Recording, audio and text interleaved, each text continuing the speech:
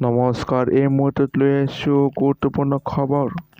আজি হৈছে 2 আগষ্ট আৰু আজিৰ দিনটোত কেইবাটাও গুৰুত্বপূৰ্ণ খবৰ আৰু এনেধৰণৰ খবৰবিলাক চাবলৈ চেনেলটো ছাবস্ক্ৰাইব কৰি ভিডিঅ'টোত এটা লাইক কৰি দিব। মাইক্ৰ'ফাইনেন্স লোৱা মহিলাসকলৰ বাবে আহিছে জৰুৰী খবৰ। লামডিঙত সংঘটিত হৈছে এক জঘন্য ঘটনা। কৃষ্ণপন্থী শাল বাগানত অৰ্ধ উলংগ অৱস্থাত এগৰাকী দশম শ্ৰেণীৰ ছাত্ৰীৰ মৃতদেহ উদ্ধাৰ। কিশোৰীগৰাকীক উদ্ধাৰ কৰি হত্যা কৰাৰ অভিযোগ পৰিয়ালৰ।